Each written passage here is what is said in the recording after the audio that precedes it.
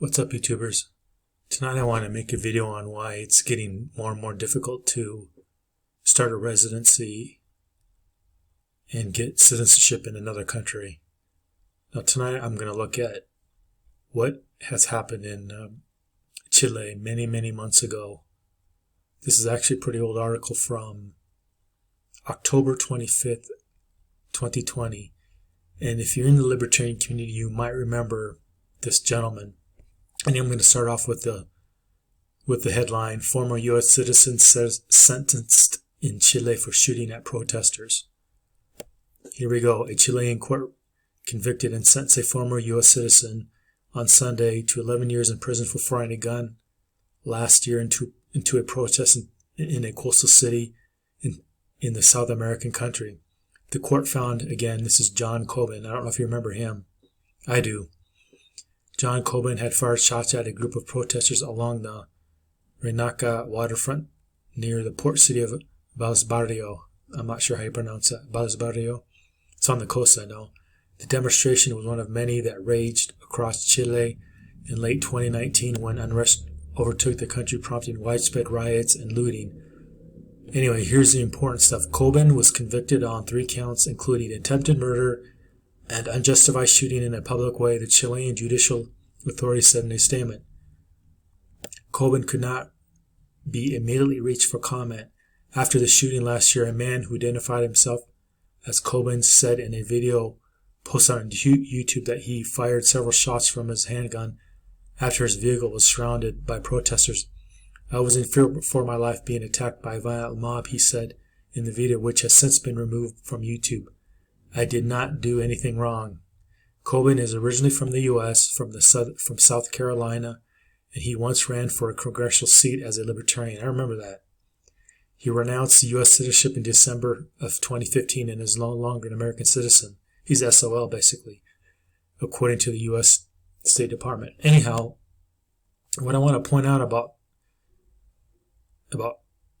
Coleman, John Coleman, he used to have a website promoting how to live and how to expat in Chile.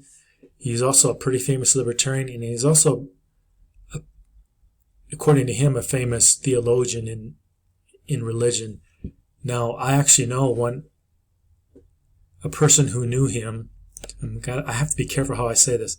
Who's a famous libertarian, who's a Christian, who's a friend of Doug Casey's, just to put it like that. Although I know Doug Casey is not religious at all or believes in God or anything, but I'm just saying. This religious person told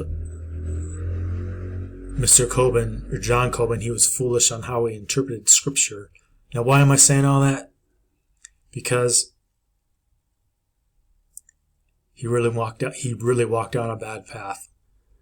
And he was told by, or he was guided by people that he was just walking down a bad path.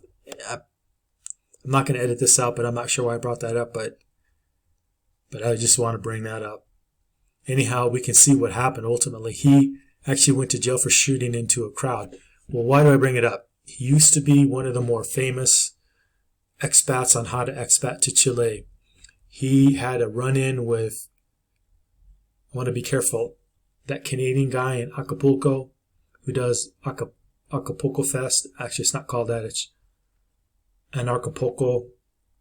That Canadian dude. And then there's another dude.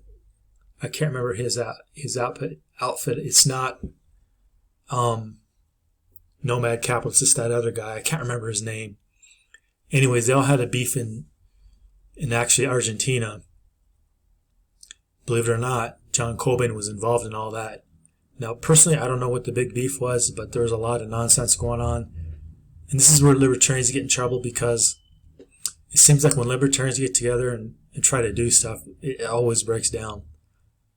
And anyways, getting back to this, John Coleman had an expat site where he would help you become a citizen of Chile. And let me just explain how all this worked. And I'm getting to why this is important on getting residency in various countries all over Latin America and all over the world. This is how it really works. John Coleman owned a company that gave you employment as an employee, and as the rules used to be, I don't know if they still are, but in Chile, if you want a residency, you can get a residency, and then after 2 years you become a citizen. Now, to get the residency, you have to get an employment contract for 20 hours a week. If I remember right, that's how it worked. Now, you have to have you may have had a police check and a birth certificate and all that. I mean, whatever the rules were, you had to have all that. But basically, you had to have an employment contract for 20 hours. So you had to work part-time in Colombia for 2 years or more, and then you got a passport. That's how it worked. Anyways, well, John Coleman owned a company that would employ you. And the way it worked was you would send John your wages and then minus a fee that you would pay to him. Then he would employ you as a contractor, basically. And he would give you a contract that showed you worked 20 hours a week. And you would actually work the 20 hours a week. And he would actually pay you. And he'd even pay your taxes to Chile, or withhold the taxes for Chile. And then you would get that money back, mainly because your salary is so low, you get the taxes back. But anyways, the whole point was you would get a contract, you'd work the minimum 20 hours a week, and you're basically paying your own salary to get a residency, if you understand what I'm saying, in Chile. That's how it worked. That's how a lot of companies work. You form a company, you give yourself an employment contract, and if it says you have to work 40 hours a week, then you pay yourself 40 hours a week. If it says 20 or 25, you do that. If it says you have to do that up to 2 years, you do up to 2 years. Well, that's what John Coleman did. That's how he got people to work at his company. He had a language institute, as a matter of fact. It was actually a brick and mortar building that you would work there and actually do teaching. All you had to do as an employee was to send in your wages to John. You would pay him out minus his fee, and then you would work. And then you would work, basically get your savings back in the form of wages, which you paid taxes to Chile. And that's how you fulfilled your 2-year obligation to become a citizen. That's how a lot of these things work. Anyway, that's why I mentioned all that. Anyways, John came to a bad end because he was foolish. I didn't think he was a bad guy, but I did think, from what I heard about him privately, he didn't have very good judgment. And judging from this article, he didn't have a good judgment. And he may be in jail right now in Chile. I didn't look for his website. I presume it's been taken down in his YouTube site. But that's what happened to him. Anyways, here's another example. Back when Ecuador was super popular, it still is super popular for citizens to live there, but when Ecuador was super popular, to fulfill the residency obligations, people would oftentimes overstate what their income really was. So if the minimum income to live there was, just say as an example, $1,200, they would say they made $2,000 just to make sure they fulfilled that and made more just to get the residency. Here's why that's really bad. And I'm coming up to why this is all bad and why it's all hard to get a residency now. Well, what people did was they would overstate their income, and they have ways of proving that income where they didn't really actually have that income. They were just lying, basically. That's what I'm getting at. So what happened was, I don't know what year it was, 2 or 3 years ago in Ecuador, what the local government did was they said, whatever monies you put on that application, you now have to pay a 70% healthcare tax on. I'm not sure what the actual tax was called, but you had to pay 70% of whatever you declared or put on that application. Some people put down the minimum, and that's all they paid. Some people put down what they really made, which is $5,000 or $10,000. Some people put down a couple of thousand, which they didn't actually make. Well, some of the people who put down $5,000 or $10,000 decided they didn't want to pay that; it was too much, so they just moved. Some of the people who put down $2,000, which they didn't make because they faked it all, they couldn't afford to pay that tax and meet all the other expenses, so they left. Why is this all important? Because much of the time, this information is shared with Uncle Sam. So for example, if you put down $2,000 in another country that you're making in another country, then you put down zero or nothing when you're filling out your U.S. taxes, it doesn't match up. When you fly back to the U.S., you can have a problem with the IRS. You may not have a problem for a while, but eventually you might have a problem. That's why I always tell people, try to get a residency where you don't have to put down income. That's why I like Guatemala before they changed the rules. That's why I mention Paraguay so often, because you just deposit a bank money into a bank account and you don't have any income requirements to be there. This is why I really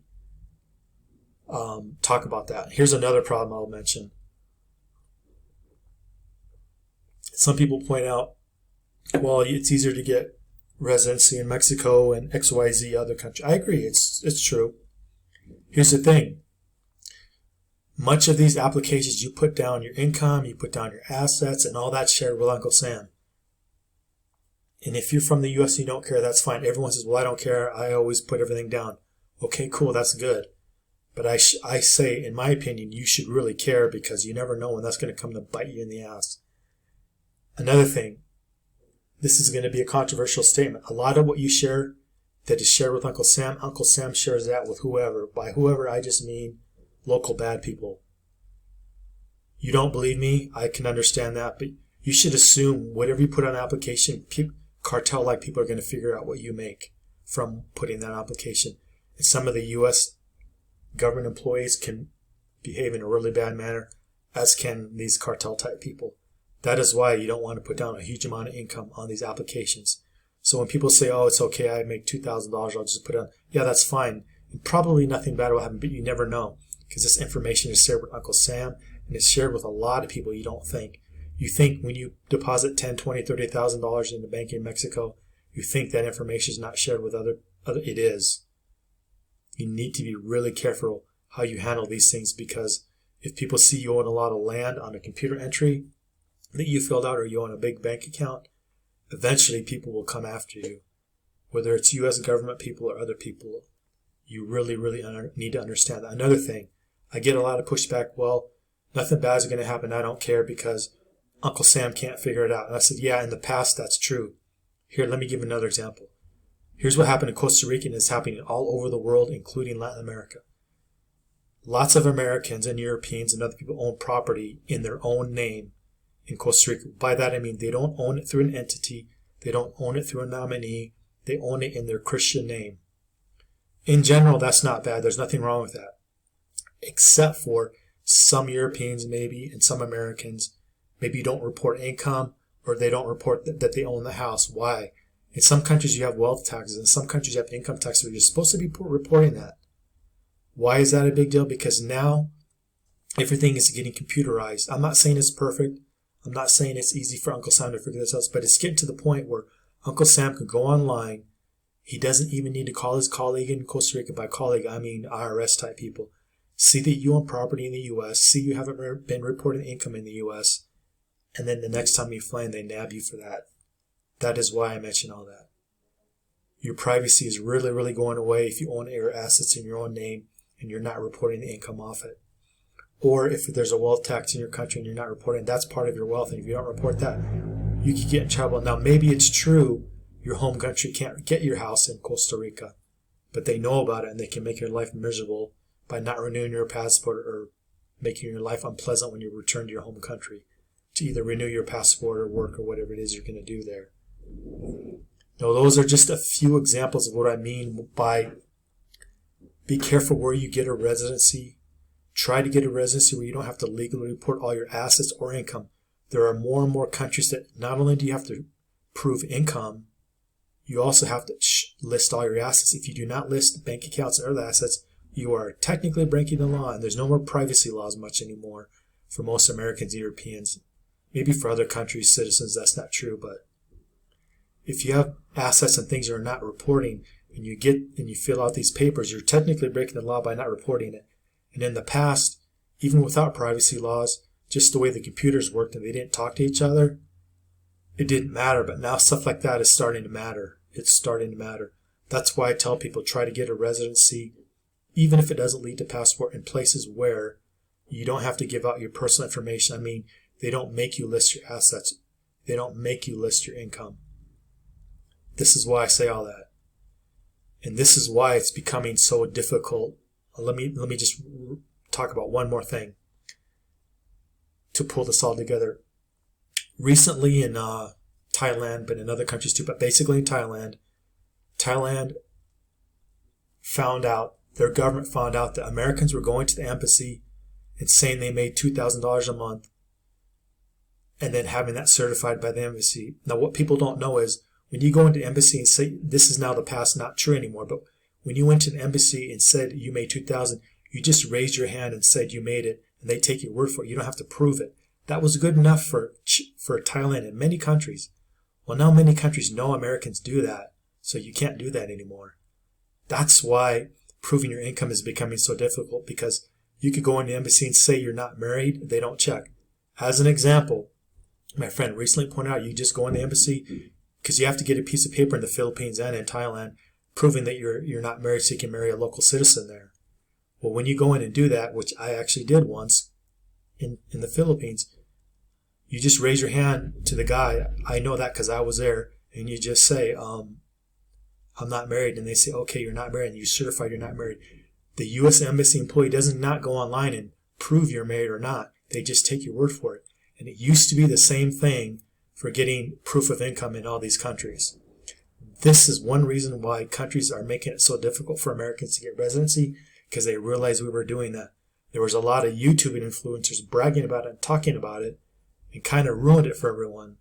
Retired Cheap Asia, JC, that's what I'm talking about, had pointed it out privately, and he was talking to other people saying if you go shooting your mouth off about it, they're going to shut that down, and that's what they did. Now, Thailand, you have to jump through a lot of hoops to prove you have income. Also true of Guatemala, also true of a lot of countries now, because they realize that's what Americans do. Many countries, maybe they realized this, maybe they didn't, but the employees at the government agencies either didn't care or now they do, I don't know, but they didn't recognize that when you go into embassy and say you make $2,000 or $3,000 a month, they didn't realize you didn't have to prove it. The U.S. government just certifies anything. You just raise your hand and say you're not married. If you're not married, you raise your hand and say you make $2,000 or $3,000 a year. That game is over now. That is why it's one of many reasons why it's become so hard to get a residency. Another reason is, as one of my viewers pointed out, the tax cows are leaving. The U.S. government doesn't like when the rich and powerful leave. That's one thing. But when the middle classes leave and stop paying taxes, that's a big deal. So they're now making it harder and harder for middle class people to get a legal residency that can lead to a passport, or even just get a legal residency because they recognize you're out of the tax net. Maybe you're not completely out of the tax net, but you're far enough out that you can avoid a lot of this, legally or otherwise. And that's why it's so complicated, and that's why it's getting so difficult to get a residency anywhere in the world as a U.S. citizen. It's also true of the EU. If you're in an EU country, this is not as extreme in EU countries, but it's getting to be, the EU is getting to be like the U.S., where they're making it harder for other countries to have EU citizens and get residency. By that I mean these countries put a lot of pressure on Latin American governments and other governments not to give residency to their citizens because they don't want them out of the tax net. Now I say that, and I realize I'm going to get a lot of comments there and say that's not true. Well, leave your reason why that is. That's my opinion. That's why a lot of this is happening. The reason I mention it is because most Western countries, from North America to the EU countries, are basically bankrupt. They're having a harder and harder time with COVID to get taxes to pay for all these social benefits and pension benefits. And it's just going to get worse as the economy slows because so much of the world has been on lockdown, so there's been no tax revenue coming in. And then that's led governments to print more money. It hasn't led to inflation yet, but it could lead to inflation, so then they'll have to stop printing money, which means they'll have to go back to raising taxes, which means it all ends badly because there's no more taxes to come in to pay for all this. So it'll probably lead to more money printing in the future. And we'll have to see how it all plays out. I think it's going to be inflation, then deflation, but that's just me. But this is why so many countries are making it difficult for their citizens to leave the country. That's also why I think there's not just a passport issue. Like, it's getting harder and harder just to get your passport if you never had one.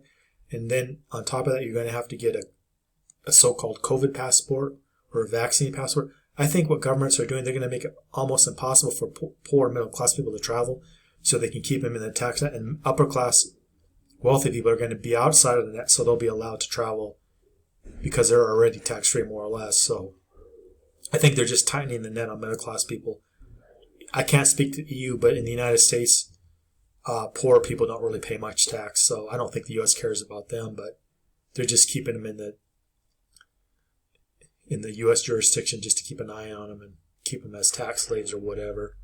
But they barely pay tax anyways. But this is me, Johnny. That's my opinion on why this is happening. But it's very complicated, and it's not just one reason. It's many reasons. But the tax cows are leaving all over the world into lower tax jurisdictions or zero tax jurisdictions. Also, too, people are leaving because of the regulatory hassle is getting to be more and more expensive. For some citizens, the regulatory hassle is even more expensive than the tax hassle. That's another reason why people are leaving the States and the EU. It's getting harder and harder to legally comply with these rules and regulations and taxes and still make a profit and still have a middle-class standard of living.